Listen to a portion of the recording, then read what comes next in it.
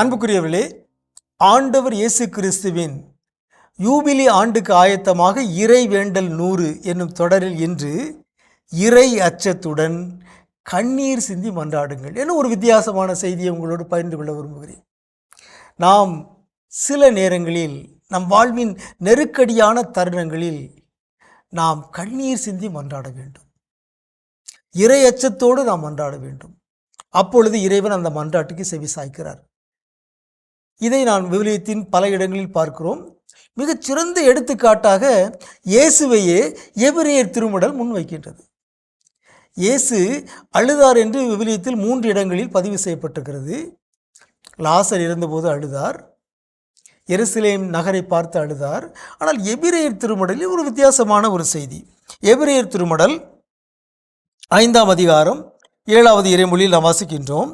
அவர் இவ்வுலகில் வாழ்ந்த காலத்தில் தம்மை சாவிலிருந்து காப்பாற்ற வல்லவரை நோக்கி உரத்த குரல் எழுப்பி கண்ணீர் சிந்தி மன்றாடி வேண்டினார். அவர் கொண்டிருந்த இறைப்பற்று கலந்த அச்சத்தை முன்னிட்டு கடவுள் அவருக்கு செவி சாய்த்தார். விவிலியத்தில் நாம் பல இறைவேண்டல்களை பார்க்கிறோம். சில இறைவேண்டல்கள் செவிசாய்க்கப்படாமலே போய்விடுகின்றன. சில இறைவேண்டல்கள் உடனடியாக இறைவனால் செவிமடுக்கப்படுகின்றன. எடுத்துக்காட்டாக, சோதோம் நகரை அழிக்கக்கூடாது என்று ஆபிரகாம் கடவுளிடம் மன்றாடினார். 50 பேர் இருந்தால் நீங்கள் அதை அழிப்பீங்களா? 45 பேர் இருந்தால் அழிப்பீங்களா? அழிக்க மாட்டேன்னு கடவுள் சொன்னார். 40, 30, 20, 10.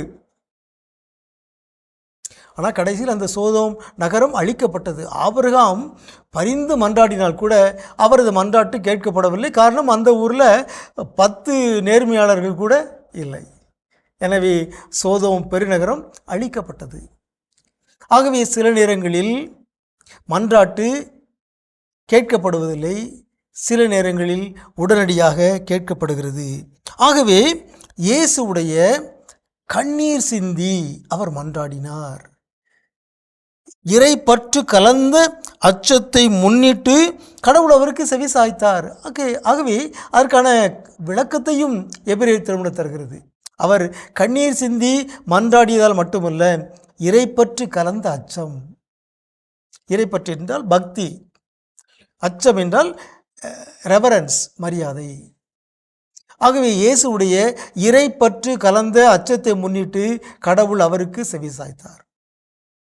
ஆகவே நம்முடைய வாழ்விலும் நெருக்கடியான நேரங்களில் நாம் இறைப்பற்று கலந்த அச்சத்தோடு கண்ணீர் சிந்தி மன்றாடுவோமாக.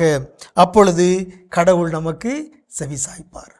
உங்களுக்கு அமைதி உரித்தாகுக.